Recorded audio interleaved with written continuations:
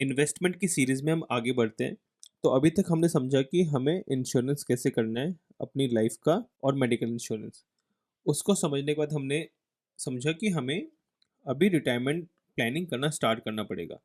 उस retirement planning को start करने से पहले एक चीज़ जस्ट हम और देख लेते हैं। जो हमने एजम्पशन लिया था एग्जांपल के लिए, उसमें हम एक और चीज़ ऐड कर रहे हैं कि जो एज है ना 23 ईयर्स है।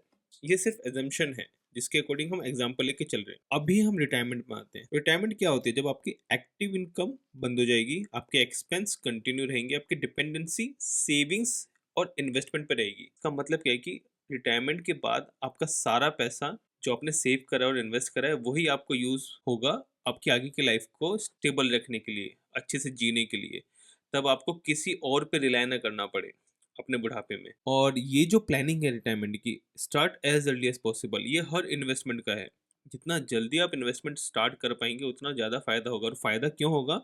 क्योंकि पावर ऑफ कंपाउंडिंग जुड़ जाती है, उतने ही नंबर ऑफ टाइम्स आपका पैसा बढ़ेगा। अब इसमें ना जैसे लिखा हुआ है रिटायरमेंट 13%, इसका मतलब क्या है कि 13% जो अमाउंट है सैलरी का वो रिटायरमेंट में जाएगा।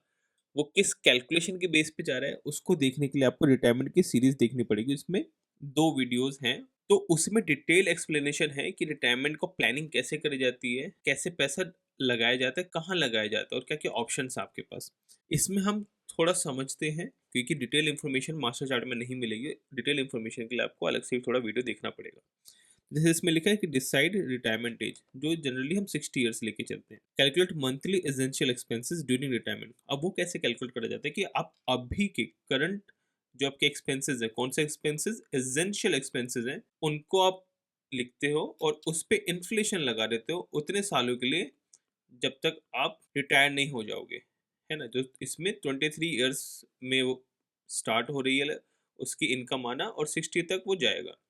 तो मोटा मोटा 37 ईयर्स तक उसका इन्फ्लेशन लगेगा। उसके बाद जितना पैसा आएगा वो उसका पैसा रिक्वायरमेंट होगा रिटायरमेंट के टाइम पे। उस पैसे के अकॉर्डिंग फिर हमें क्या मिलता है कि रिक्वायर्ड कॉर्पस कितना चाहिए, मतलब कितना पैसा मतलब खर्च होगा उसका एसेंशियल खर्चे को निकालने के लिए। और उस एसेंशियल खर्चे को करने के लिए उसको उस टाइम पे कितना पैसा चाहिए रहेगा, कितना सेविंग्स या कितना इन्वेस्टमेंट चाहिए रहेगा, जिसमें से वो पैसा निकाल पाएगा और अपने जो एसेंशियल खर्चे हैं वो कर पाएगा, अपनी लाइफ अच्छे से जी पाएगा। और फिर उसके बाद आपको क्या करना है, आपको इस कॉर्पस को पाने के लिए कोई फाइनेंशियल टूल यूज करना पड़ेगा, जैसे कि एनपीएस हो गया, इसमें लिखा हुआ है फॉर एग्जांपल।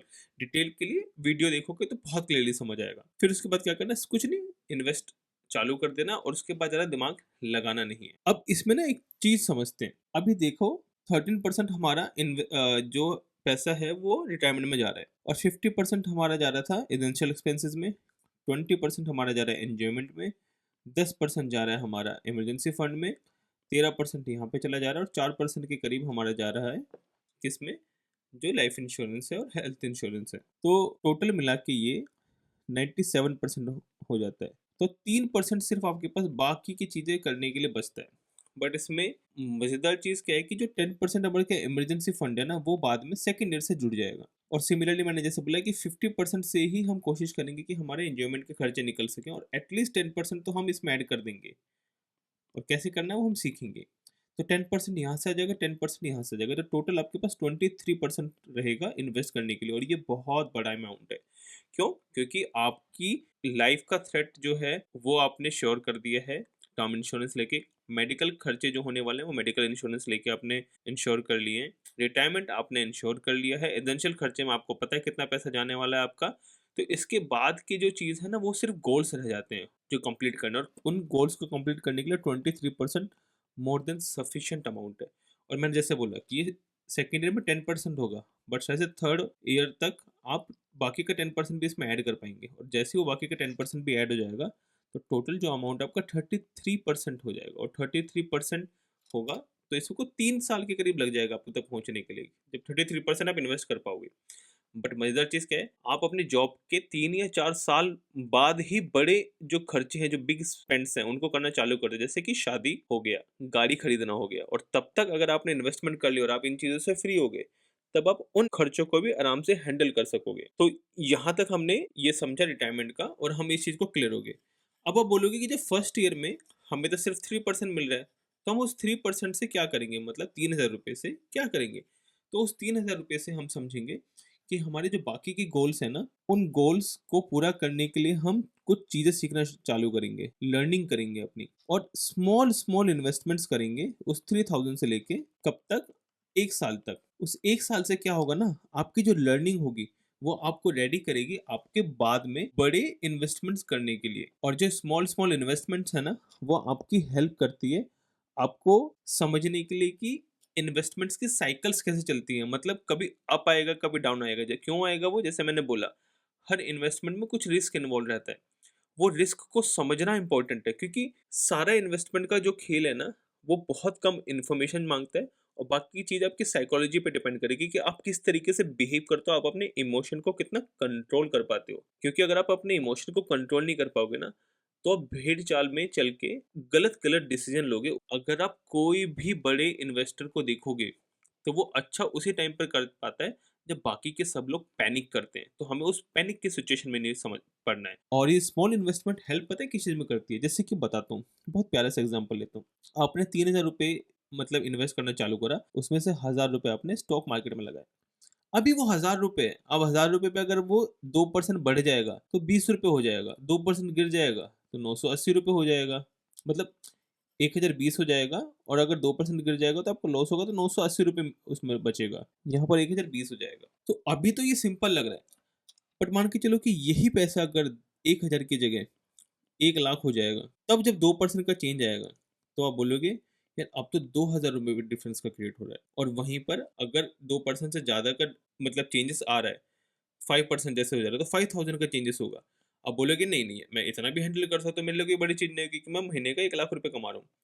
लेकिन जैसे ही बढ़ के वो 10 लाख हो जाएगा, तब आप बोलोगे कि यार अब थोड़ा सा इशू क्रिएट होने लग गया। क्यों? क्योंकि अब 5% का भी चेंजेस अगर हो रहा है, और 2% का भी अगर चेंजेस हो रहा है, तो वो बहुत ज़्यादा हो रहा है। क्योंकि 20,000 से लेके मतलब 50,000 इतना चेंजेस हो जा रहा है 2% और 5% में। अब वो बोलोगे यार ये तो बहुत इशू क्रिएट करने वाली चीज़ है कि 20,000 रुपये ऊपर नीचे हो रहा है। और जब आप उस 20,000 को ऊपर नीचे होते हुए देखते हो ना, तब आप ठीक से हैंडल नहीं कर पाते अपने इन्वेस्टमेंट, तब आप डरने चालू कर देते हो, तब आप घबराना चालू कर देते हो। अब बहुत इंटरेस्टिंग चीज़ समझते हैं कि सबने जब कोविड का टाइम आया, तो बोला कि इन्वेस्ट करते रहना चाहिए था, पैसा नहीं निकालना चाहिए, और आपका पैसा डबल हो जाता, 5 टाइम हो जाता, 10 टाइम्स हो जाता।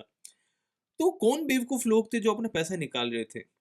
उनको निकालने की ज़रूरत क्या पड़ी? वो ये ज़रूरत पड़ी कि आपका 1 लाख 2 लाख रुपए जो है ना, उससे मार्केट नहीं चलता है। लोगों के हज़ार करोड़ तक पैसे लगे होते हैं, और हज़ार करोड़ में अगर 2% का डिफरेंस क्रिएट हो रहा है ना, तो आप समझ रहे हो 20 करोड़ ऊपर-नीचे हो जाता है।